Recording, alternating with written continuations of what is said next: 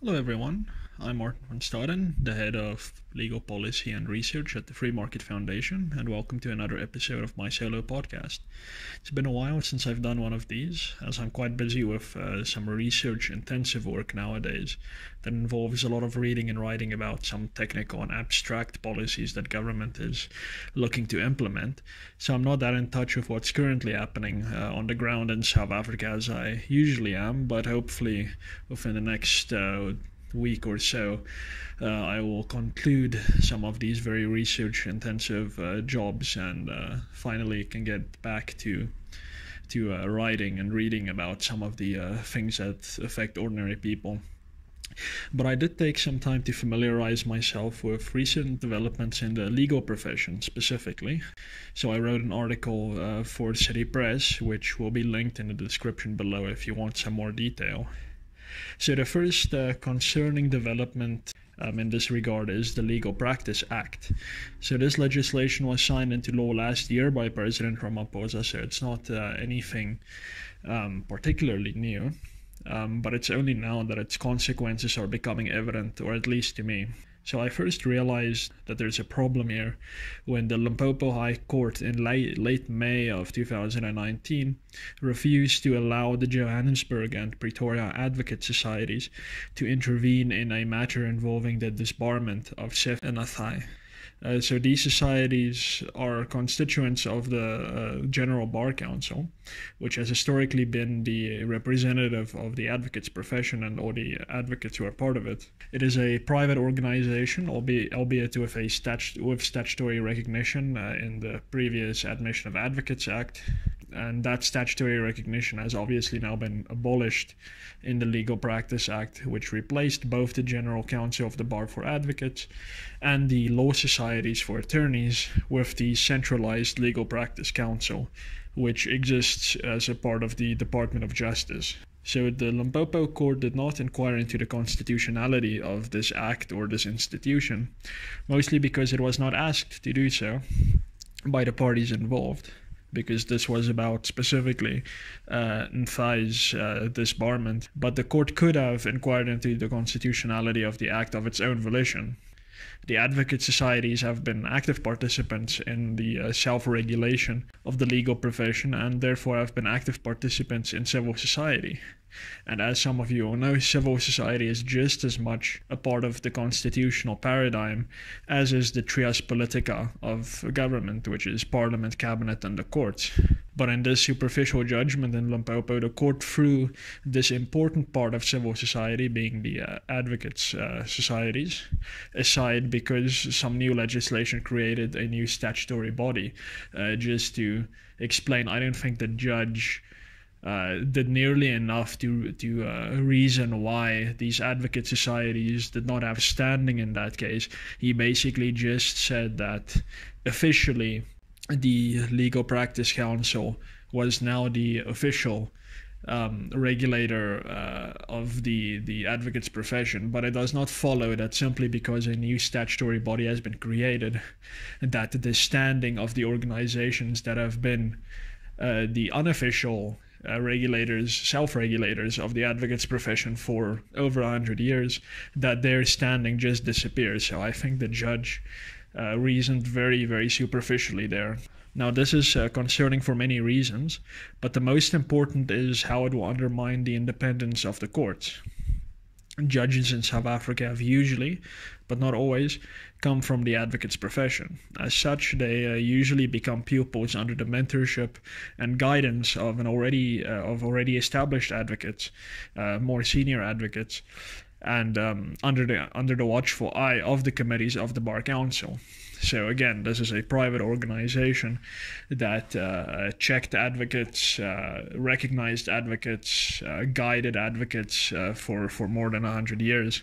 So these advocates were vetted and became part of a community of lawyers, and this community hopefully reinforced a mutual respect for the integrity of the law and for the rule of law specifically. Now, this community has not been abolished. The Legal Practice Act did not say that there may not be a general bar council or law societies, but it is still under attack, this legal community. So by disallowing advocate societies to intervene in matters over which historically they have been the principal participant, government is emasculating civil society. More than that, government is ensuring that future judges do not necessarily have to go through this rigorous process of vetting, mentorship, monitoring, and guidance. The Department of Justice can now far more easily protect those advocates that it likes and undermine those advocates that it does not like. And it can probably cause their disbarment, can cause them to be undermined and not be appointed judges. It remains to be seen what exactly will happen, because this will take time, because it's a very recent intervention. So I think that the new regime created by the Legal Practice Act will in time see more judges in the future be in the pro-government camp in their judgments, as opposed to now, where most of our judges, while they are definitely on the left wing of the political spectrum, are certainly not pro-government. They may be pro-government's ideology, but at least they still are independent of the institution of the state. I don't think that's going to remain the case if the Legal Practice Act regime is not challenged. So the executive mindedness that we saw under apartheid with the apartheid courts might return with a vengeance to South Africa, and this will make enforcing our rights against the state far more difficult. Now, I mentioned the two developments that are concerning in the legal profession, and the other one is the recommendation by the Council on Higher Education to law faculties to make changes to their LL.B curriculums. Now, as you know, the LL.B is the basic legal qualification in South Africa. If you want to become an advocate or an attorney, or want to become a judge or whatever, basically you will need an LL.B.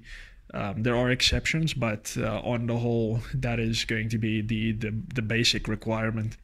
So this is the degree that most 90%, I would say, probably, of lawyers have.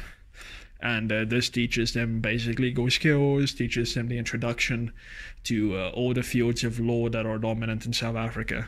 So this is where people go from being ordinary people to becoming jurists and lawyers. That is the LL.B. So among many of the Council on Higher Education's other recommendations, which are not all bad, it does, for example, say that there is a lack of critical thinking skills being taught at law school, and that is absolutely true.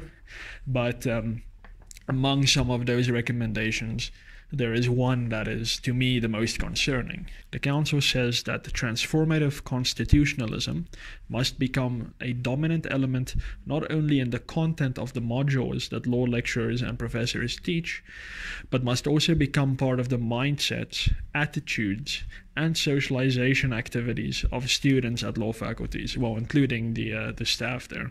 So talking about transformative constitutionalism becoming part of the curriculum, the mindsets, attitudes, and socialization activities is a very convoluted way of proposing that law students should be indoctrinated with what is effectively becoming a state ideology.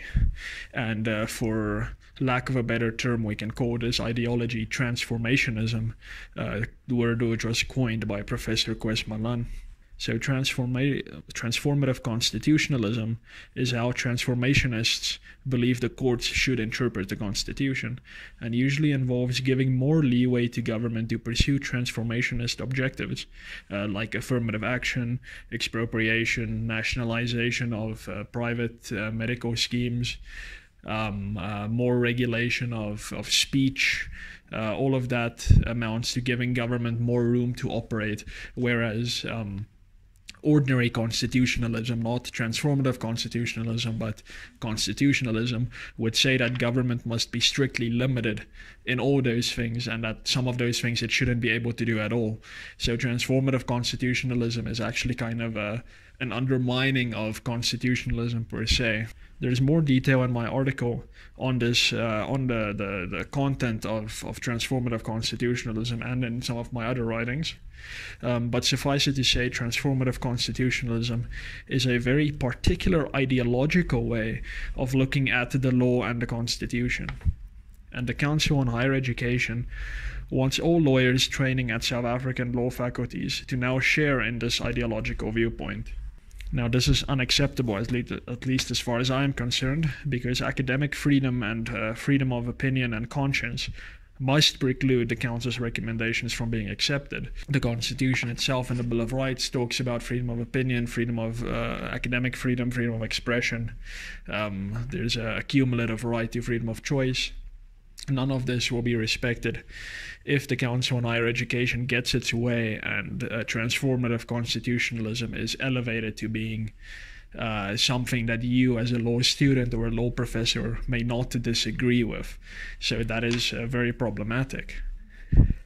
The end result here is that government is trying very hard to capture the legal profession in both its practical and in its academic manifestations.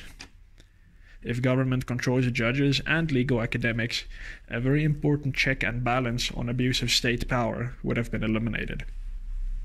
So the way forward is for ordinary South Africans to demand that private legal professional associations be afforded the respect and deference that they are due as a part of civil society, and to insist that what and how people think must not be controlled at universities.